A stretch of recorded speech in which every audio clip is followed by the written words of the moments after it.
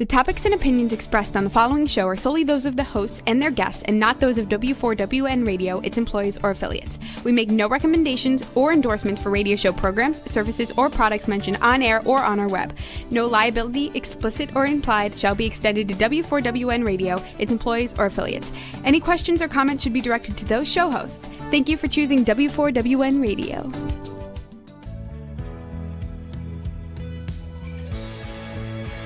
Welcome to Success Secrets Exposed with Sally A. Curtis, where we share stories of challenge, success, and inspiration along with practical tips and strategies to move you forward to your success.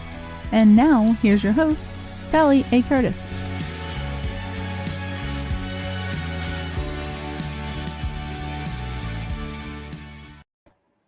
Good evening, good morning, and good day to you all. Welcome to another episode on Success Secrets Exposed. Today we're going to be talking about listening from the inside out. And you're going to have a very warm and heartfelt episode with you today. So welcome, and I'm glad that you've joined us. So for those that are actually new to the show, I'm a marketing and business growth strategist for coaches, consultants, and speakers. And I specialize in content repurposing and LinkedIn conversations. And it's very much my role to help you amplify your voice, your message, and your impact. And today is going to be a beautifully warm and impactful episode for you today. I have a very, very special guest, a very close friend of mine, Nicola, who is the total embodiment of a strong, feminine, heart-centered speaker, also a speaker buddy, and she connects with huge and genuine depth and warmth. Now, she's been described as knowledgeable, brilliant, engaging, uplifting, and of course, incredibly genuine. She's an absolute adventurer at heart and has hiked, camped, skied, and parasailed, mountain biked, etc. in over 35 countries. So certainly very adventurous at heart. She also collects degrees. And a little tip to tell you, something a little bit outside the box, she doesn't own a television. But she loves vintage markets, afternoon naps, and photography, street art. Can't get my tongue around photography today, but she makes some beautiful social media posts with her graphic art, etc., all designed to help you connect and ground yourself. So without any further ado, please help me welcome Nicola Lipscomb, and we're going to be talking about listening from the inside out. Thank you. Welcome. It's such an honor and a delight to be here with you, Sally. So thank you so much. Oh, it's been a long time coming, but I'm so glad you're here with me too. Thank you. It has. Yeah.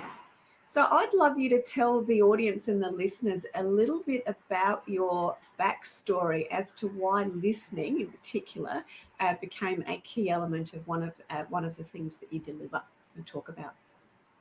I often describe myself as a former pharmacist and a recovering academic. So don't hold that against me. That's kind of my professional background. That's where I came from. It was very scientific, very technical, very cognitive. And if I was to describe my journey in one sentence, it's really moving from head to heart. A lot of people say it's climbing down the ladder from the head to the heart. For me, it was a lot more messy than that. It wasn't a nice little step by step that people think it could be. It was more like some rocky mountain and I'm sliding down all over the place going, what's going on here? Where am I going? Yeah. And to really start to live, listen, lead, be in a completely different way. I really used to very much just live from my head above. And a lot of people that come from technical, scientific, and indeed academic backgrounds understand that, because that's what's valued, that's what's rewarded. But as far as human connection goes, it wasn't working for me. And I've had lots of experiences along the way that really shook me up and made me really think my purpose in life and what was meaningful and what I wanted to do. And really it started to come down to that connecting with people and realizing that a lot of the time I was pretty lonely. Yeah, I was surrounded by people, but I didn't feel seen or heard for me. And part of that was I wasn't revealing myself. And equally, because of the kind of the armor and the barriers that I had up and the lenses that I was looking at other people with, I wasn't really seeing, hearing others either. And part of the journey, because I was reflecting coming into this conversation, was the more self-aware I became, the more my personal growth and awareness and evolving and becoming a lot more grounded, embodied, present, centered, mindful, all those things for myself and understanding myself. Wow, I really started to see, hear, feel others differently as well. And professionally, particularly within the academic environment, one of the courses that I designed and delivered was a communication course for pharmacy students. We realized that they had technical brilliance and no people skills, or very little, kind of people skills, having empathy.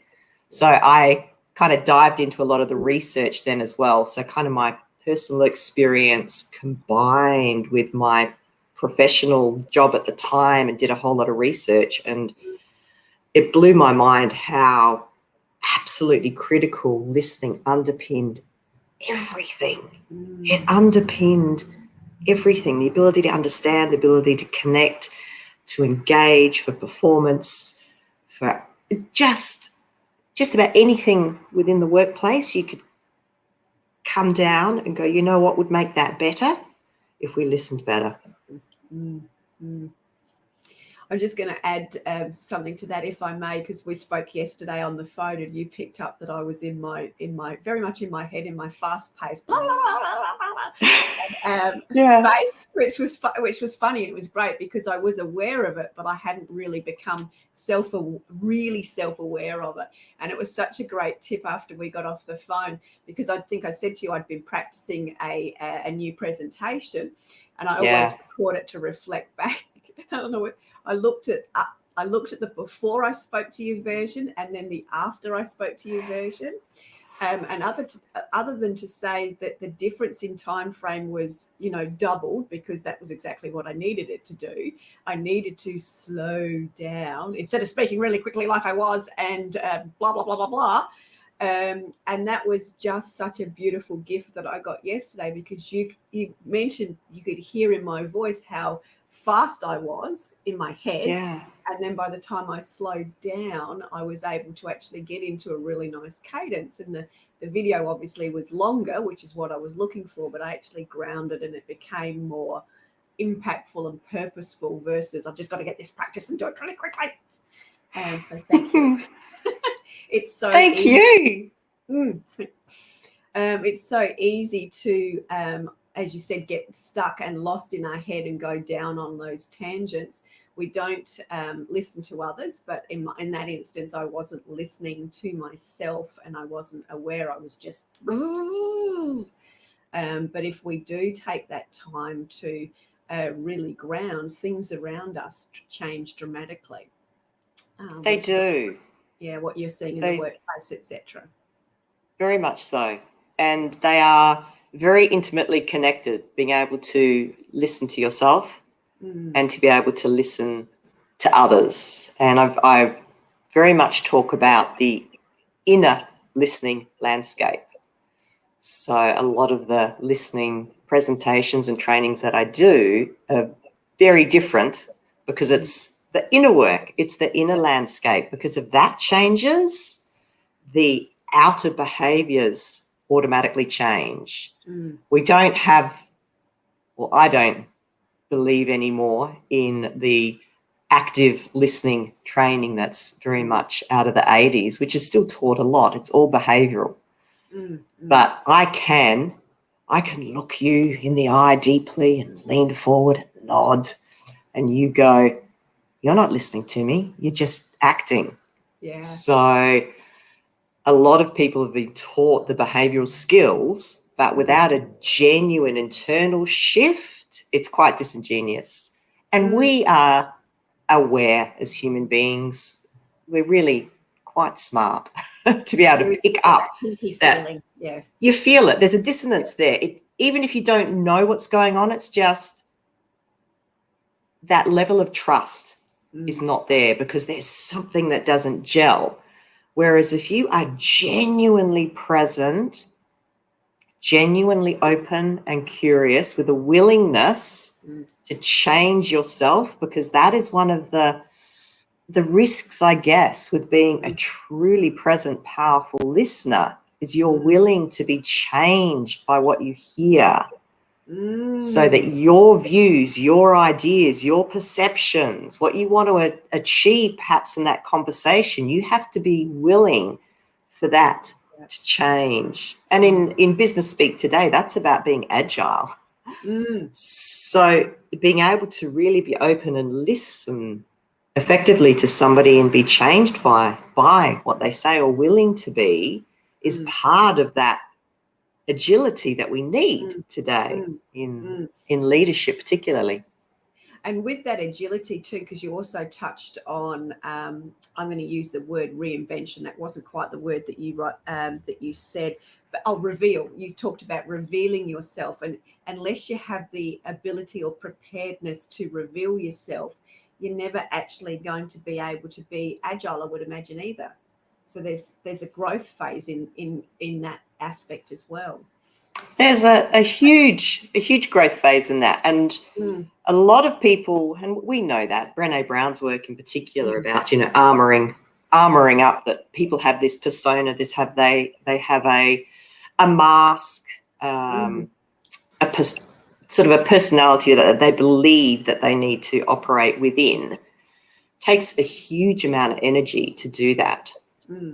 So in order to be able to really take the message in from somebody else, which is the verbal, it's the vocal, it's the visual, it's the energetic, even at a spiritual level, there's multiple levels. It's a real embodied level of listening that you can go deeper with.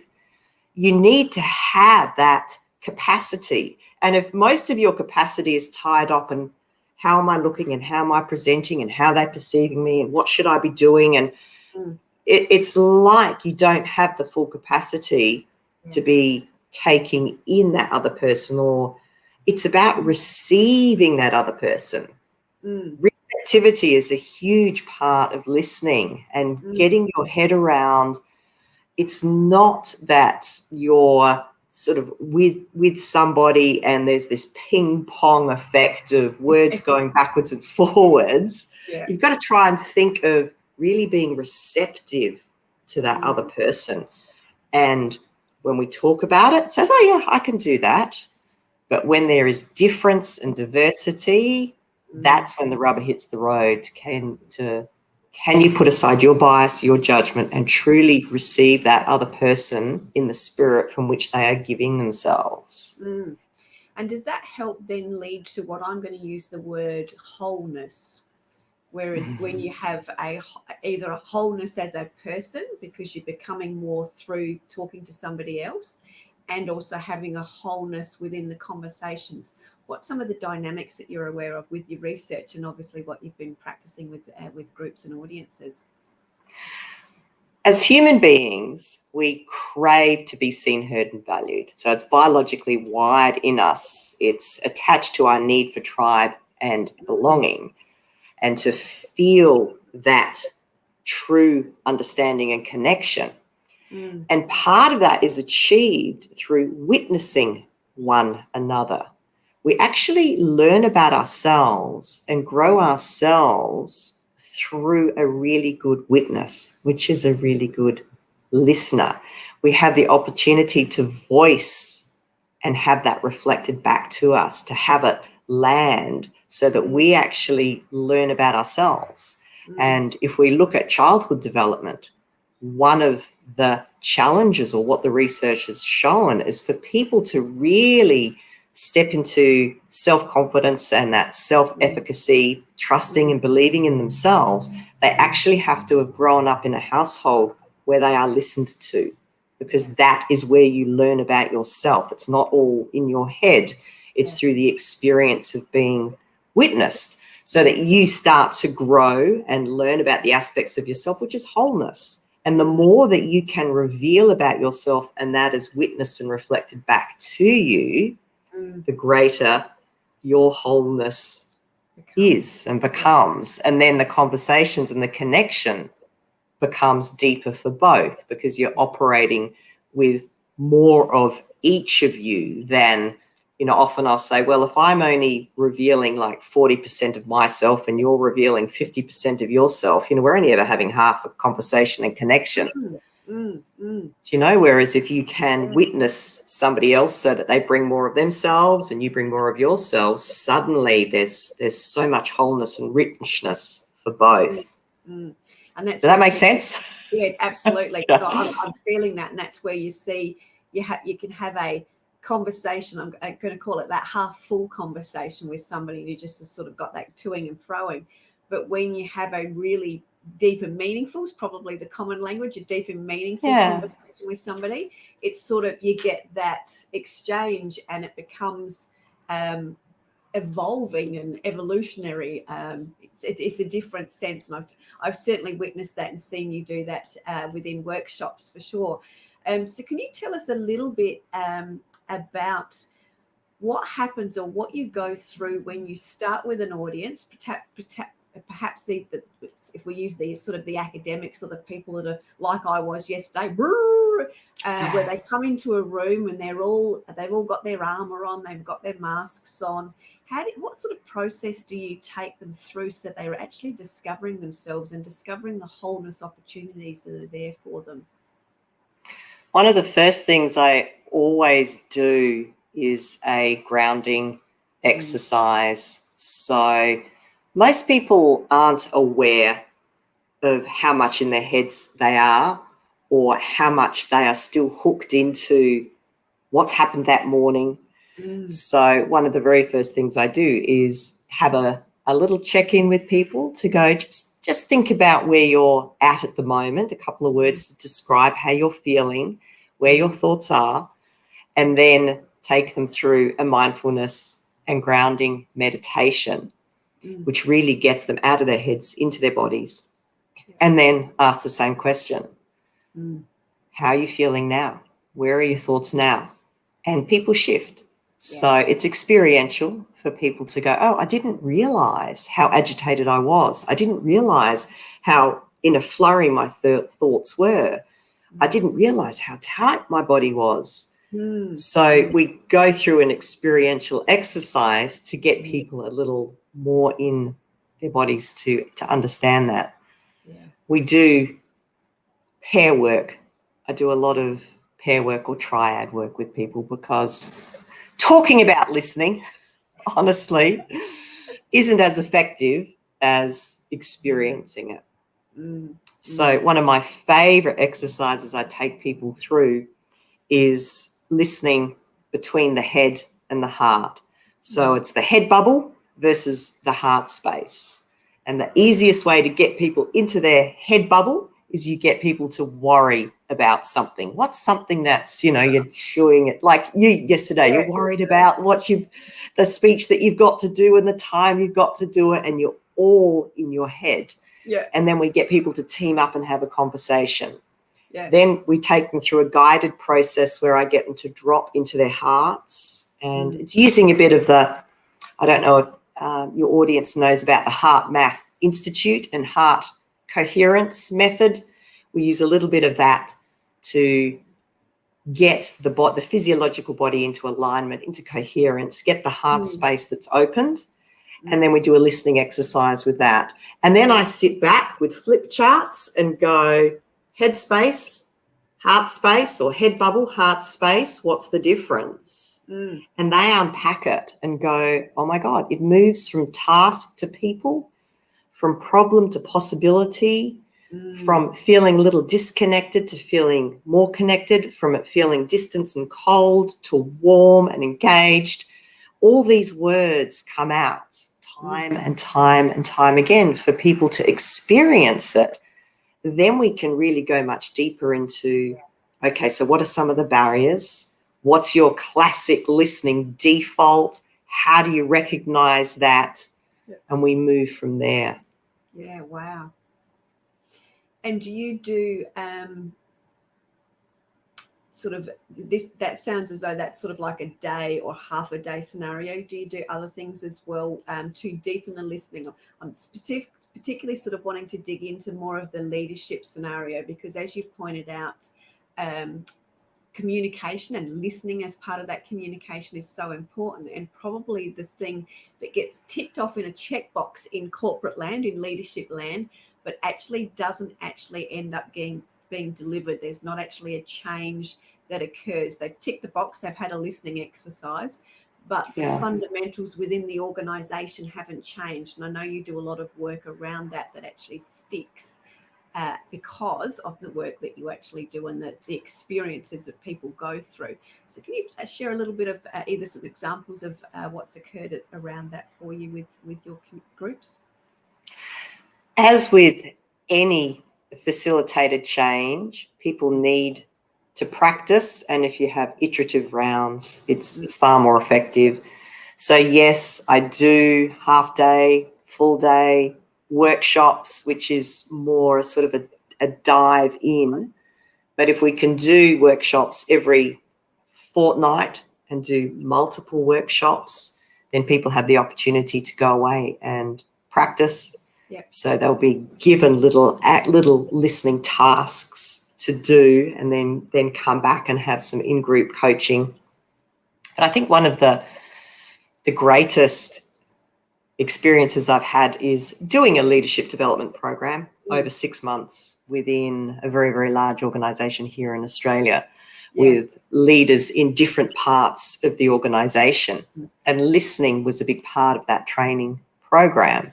And so we would come back every month, and the change that occurred there was twofold in that these leaders, because they had learnt how to listen and were starting to embody and practice that, they were actually able to support each other in a way and understand each other and develop trust in each other in a way that hadn't occurred in the organisation before. So once I left, that continued. They had their own meetings and groups, or people that they could tap into, ring, call, knowing and trusting that that person could hold the space and listen to them in the way they needed. Whereas they weren't reaching out to people before, they felt very alone and isolated, or if they did, they weren't getting the support that they needed because nobody actually knew how to actually slow down, not interrupt. You don't have to fix everything. Actually be present and listen to that other whole being, as you were talking about. And within that organisation as well, there was one particular leader, and she was taking hours of work home each day. She was very, very stressed, and she was struggling with delegating and felt like her staff weren't doing what she'd asked them to do. And we flipped that around for her to understand how she was being perceived, and that she was busy, kind of talking at people, all with the best of intentions, but wasn't spending the time. She didn't think she had the time to actually inquire and ask, well, how are they doing? And what are their thoughts on this? And over time, she shifted and she built trust and connection with her staff.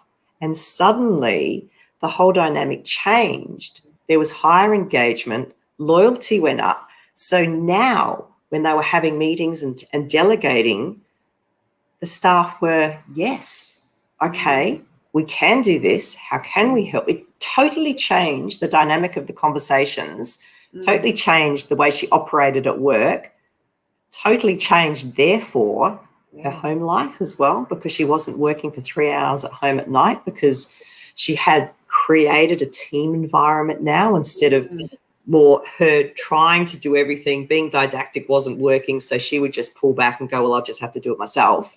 Yeah. That was beautiful. And to see the change in the home life, and I've seen that time and time again, even in workshops where I've gone into an organisation, I might only see them twice or three times. To see on that last session when we do some reflection, and people will say, I can remember one distinctly, and she had a little girl who would have been 6 or 7 years old. And part of the training, we talk about the difference between being heard and feeling heard. And there's a distinct difference because we have cognitive capacity to hear the words, but the person on the other end doesn't feel it because you're not actually present with them. And we were doing exercises around that. And she took that concept home with her daughter and started to really realize that when her daughter talked to her, she wasn't present. She was always doing something else. And she could hear her daughter and cognitively understand it, but her daughter didn't feel her. And they were having behavioral issues with her and looking at having her behavior, going to therapists to work out how we can modify her behavior at home. And it was because this little girl wasn't feeling heard. And a couple of weeks later, she came back into the workshop, and it gave me goosebumps because I was expecting something about work. I was expecting to say, so how's that, when you're talking to people in the workplace and you've got client interactions. She said, actually, can I tell you a story about my daughter and home? And she said, it took a little while, but her daughter now trusts that mum is listening and mum will stop, look her little girl in the eye or let her know, I can't talk now, sets aside time, and those behavioural issues disappeared. She didn't have a behavioural issue. She had a I'm not being seen and heard issue. And it was those moments. They're life affirming and they're just beautiful. Yeah. I'd love to ask you another question around that and how, so I'll ask the question then we'll just nip to a quick break. But I'd love to sort of dive into that, especially since COVID has hit and that's been affecting so many people from a connection perspective, because we're doing so much more on Zoom and we're doing so much more where we actually are disconnected and people are feeling isolated. I'd love to have a little bit more of a conversation around what you've seen in relation to that and some of the stories of those positive change. If you can answer that for me when we come back from the break, that would be fantastic. Sure. Just nip to a quick break now. Thank you. Yeah. Have you ever dreamt of being on the radio? Well, now is your chance. Be a radio show guest on the #1 ranked internet radio station and promote you and your business for free. Yes, you heard it, free. Are you a speaker, coach, or consultant wanting to increase your reach and impact? Need to save time and leverage your resources? Content repurposing is the fastest way to increase your visibility, credibility, and profitability online and reach your audience with ease. You already sit on a mountain of gold that is highly valuable to your audience. It's in your books, training manuals, articles, and presentations. We regularly turn clients' books into 12 to 24 months worth of content. Let us turn your existing content into visually stunning, bite-sized content tiles. Content repurposing is the easiest way to turn your past into profits. Turn your existing content into bite-sized glitter that you can sprinkle everywhere with ease to attract your ideal audience. Let us amplify your voice, your message, and your impact. Find out more at sallyacurtis.biz. To get the word out on your business, you might consider hitting the streets in a chicken costume. What is it about the feathers and floppy orange feet that makes people more open to taking those flyers off your hands? The answer is pity and not an interest in what the flyer you're handing out is actually selling. Not so with what your ad with AT&T Advertising Solutions is selling, because nothing can beat its power to reach potential customers at the exact moment they're trying to reach you. AT&T Advertising Solutions. To advertise, call 1-800-GET-REAL. Thank you. So I'd love to dive into a little bit more around the teams, particularly the teams now that we're working in a hybrid, more of that hybrid world where there's a lot of people working from home, particularly because I hear a lot of leadership consultants talking about disconnect, isolation, and the wanting to connect again, but they're having that struggle because they were struggling before when they were in the room. Now they're not in the room. So I'd love to hear some of your insights and perhaps some of your tips around what you've been seeing over the last sort of 12 months or so. Zoom is different from live, and there are advantages, I think, and disadvantages of that.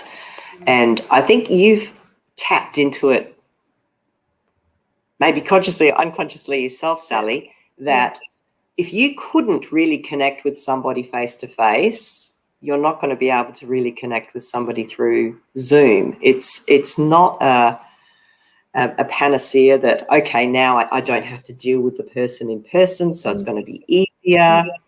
It's quite a different setup and scenario.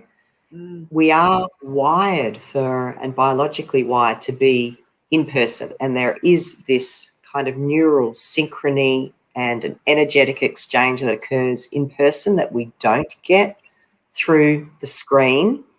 And when we are talking to somebody face to face, I'm not looking at myself on a screen at the same time. It's a weird situation to be in, where we see the other person and we see ourselves. If we're really in a deep conversation with somebody face to face, we don't see ourselves. So one of the challenges with Zoom is that checking of self. There's more opportunity to check self. And I do know there are some groups now that will invite videos to be turned off so that we're not worried about looking at ourselves all the time. The flip side of that is when you've got, 20 black screens on a screen as well, some people feel like that's more disconnecting. So people are playing with that, having videos on and having videos off. What I find with Zoom, which is very much the same as in person, if you're in a networking room or a team meeting of 20 people in a room, it is hard to connect with everybody.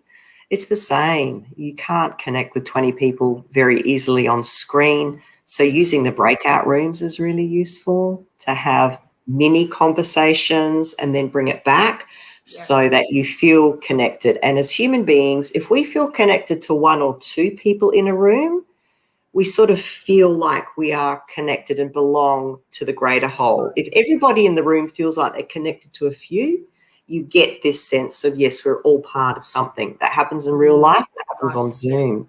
Yeah.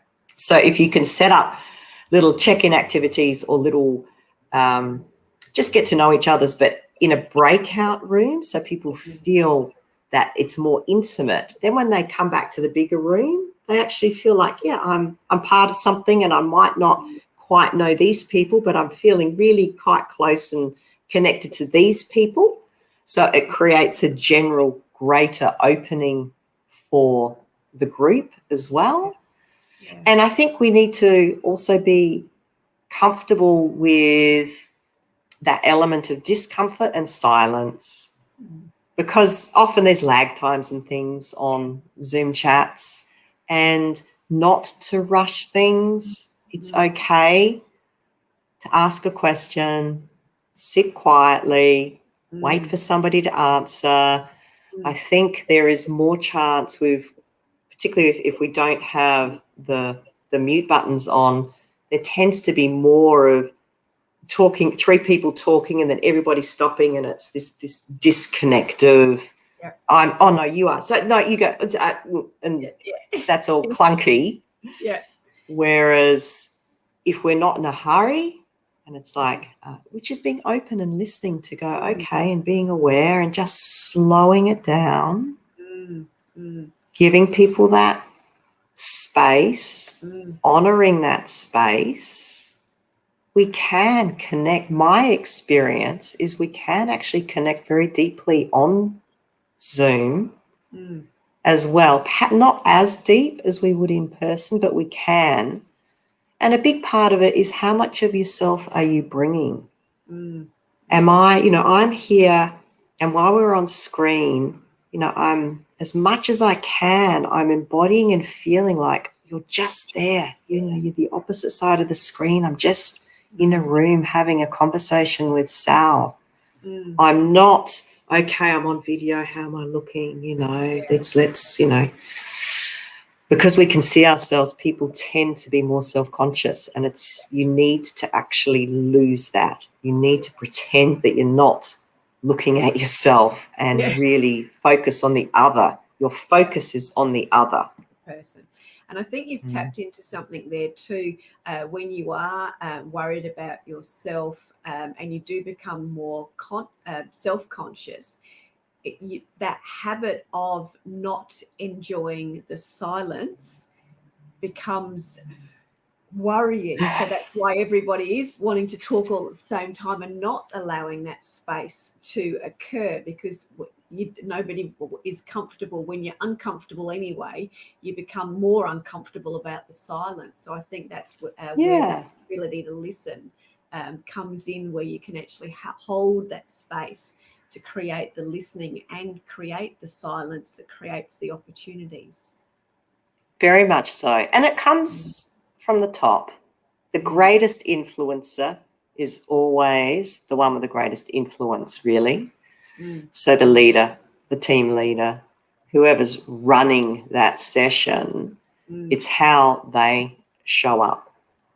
It's their presence. It's their level of comfort with discomfort. It's their ability to not cut people off, to hold that space. And it is very much about its presence as well.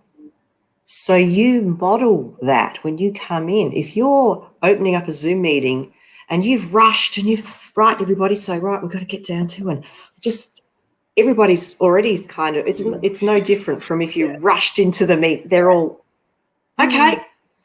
Whereas if you spend a couple of minutes, which I always do, that whether you meditate, whether you ground, whether you do breath work, where you go, okay, I'm bringing all of myself, or as much as myself as I can here.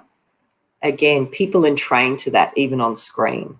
Yeah, very much so. And I think I'll come back to that in training. Peter, one of our very, very dear friends, has just commented. It's on one of his Zoominars, he was complimented that it was just like having an actual real conversation with him. And that's, I suppose, is the guts of it. And I know Peter's an exceptionally good listener as well. And understands the elements of listening as well. So I'd love to talk a little bit more around that entrainment, because I think that's such a powerful word from the influence that we have and the ability to have that energetic exchange. So can you share some tips as it relates to listening, and perhaps expand a little bit on that entrainment and how that creates the collective warmth of energy and that understanding of each other? Entrainment really is that energetic, exchange that occurs. We sync up with people. A big part of that is the level of empathy or empathic understanding that occurs. So in order to be able to be empathic to another, we really need to let go of our ego. So a big part of it is being able to drop our ego, our beliefs, our bias. So again, it's an inner thing to be aware of when they are coming up, so that you are very receptive to the other human being. So there's empathy at play. And empathy, when we truly are empathic and listening to somebody in that way, downloads oxytocin. So that bonding hormone, that often called the cuddle hormone, or the hug hormone, which actually calms our nervous system. So by doing that, our own nervous system starts to calm down. We have that oxytocin, and it occurs in the other person. So their nervous system starts to calm down. They have that oxytocin. You get this loop. So you start to have that coherence and entrainment that occurs. And we know then brainwaves start to sync up. Heart rate starts to sync up. Breathing starts to sync up when we really are in tune or attuned, which is that entrainment that occurs. But I think the gateway to that is twofold. It's that presence, so being in your body in presence, and empathy, the art of empathy. So it's, getting out of your own way to be able to be empathic towards the other, which downloads that oxytocin and the change in the neurochemistry in you and in the other, so that you get that INS, interpersonal neural synchrony, that biobehavioral synchrony that occurs. And you don't have to try to do it. Once you start, you'll notice that. You'll notice that in best friends, for example, and they will laugh. They'll throw their head back the same way. They sit the same way. The hands move the same way. They're not trying to do it. They're in sync. They really are in sync. Or married couples that really are beautifully attuned. You can see them walking down the street and everything is aligned and in sync. And when they talk to each other, it syncs up. They're not trying to. They have that true empathic, open understanding. That's like a bond between people. So, but presence and empathy are the gateway to that. Yeah, beautiful. I think for me, as you were sharing the story of the alignment, I was thinking of visually, as you say, when you're watching two friends, and that was such a beautiful example in a coffee shop. And I'm a people watcher, so I love the best friends or the couple that have just got together, and you can see that they're all just sort of blissed out. How that magic happens, but you can literally sort of see the flow of where they're in their moment and they're losing time with each other because they're in that moment, and all the chemistry is going on. So Colin's just commented on loving the interactions and insights today. So thank you very much, Colin. And I'm finding the same thing myself, which is awesome. But I love the way you've described that gateway of presence and empathy. And that really is the real starting point. That's just been a really beautiful teachable moment for me. So thank you. Was there anything else that you'd like to share today? I wanted to share the metaphor of a listening bowl. You've seen my singing bowl, which I use as a gong and sing in workshops and things that I do. But one way to really think and reflect on your listening is using the metaphor of a listening bowl, and to think of it as a gift that you give to somebody to say, hey, how are you doing? Or how can we work together? Or what's going on? And it's like metaphorically you holding out this bowl to say, I'm really interested. I really want to know. I want you to put in your ideas, your thoughts, your beliefs, what's bothering you in the bowl, and I'm holding it. And it's safe with me. I'm not going to drop it. I'm not going to agitate it. I'm not going to throw it over my shoulder. It's like, this is like a sacred space I'm holding out to you for you to fill. And then if you imagine that there's a little bit of water in the bowl, and I'm inviting you to throw your pebbles in the bowl, and I'm just going to hold them and let them ripple. I do not throw my pebbles in the bowl and disrupt your story. It is all about me holding the bowl to catch your story. So you can put your pebbles, you make the ripples, it's yours, and I am holding that, honoring that for you. But this bowl is not for me to put in. I'm not the director of your story. You are. And by doing so, I'm honoring that. And I like that metaphor. And I found a lot of people have found that a really useful way, so that when they're listening to somebody, they can say them to themselves, oh, I'm about to throw a pebble in. Oh, no, You know, it's something you can catch yourself going, nah, it's not my pebble, it's theirs. And you can invite them in a sense. You ask more questions because you want them to fill the role. Beautiful. I'd love you to share some of the stories, and my mind goes back to the one where you talked about the two flip charts. And I think from a corporate perspective, we understand the two flip charts. And you talked about literally the before scenario and the after scenario. So I'd love you to recap to re-inspire the listeners about the differences between the before and the after. If we are really listening from our heads, which is a very cognitive and quite a cold analytical space, we tend to focus on task. We tend to focus on problems.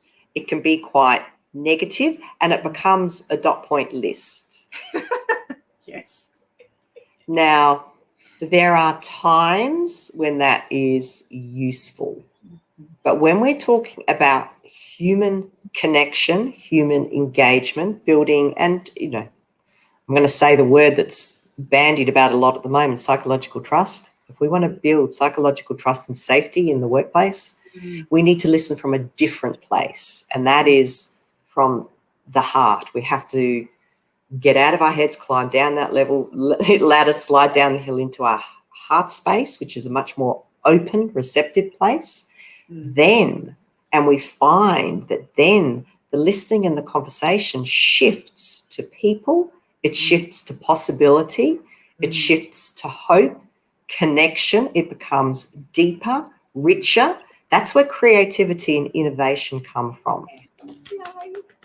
Yeah.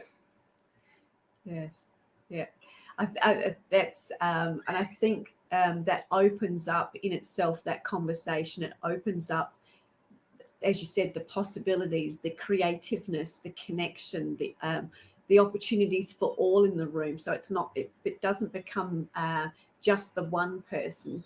It becomes the collective. Yes. And that you can create.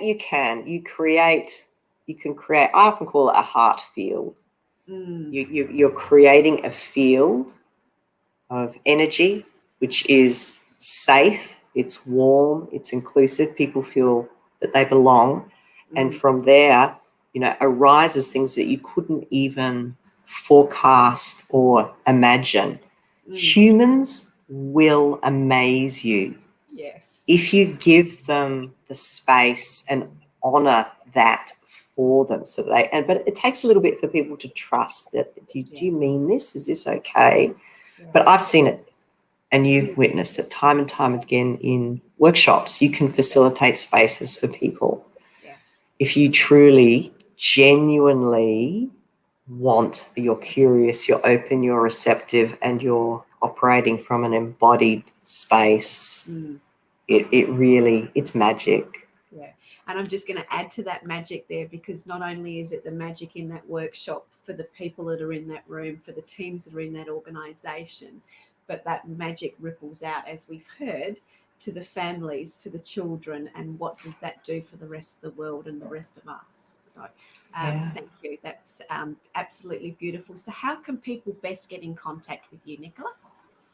I do a lot on LinkedIn, so just look me up on LinkedIn, and I would love to connect and have further conversations and listen to where people are at. I have a website, www.nicolalipscomb.com, and these days do a lot of work on Zoom as well. So it doesn't matter where you are in the world, we can do coaching and listening programs online as well. Just had a question come up from Brett. Is there a place, group or forum where we can go and practice and make awkward mistakes, comments, techniques, and then help them become more natural, so we can experiment and trial before important conversations with family or colleagues? I love that.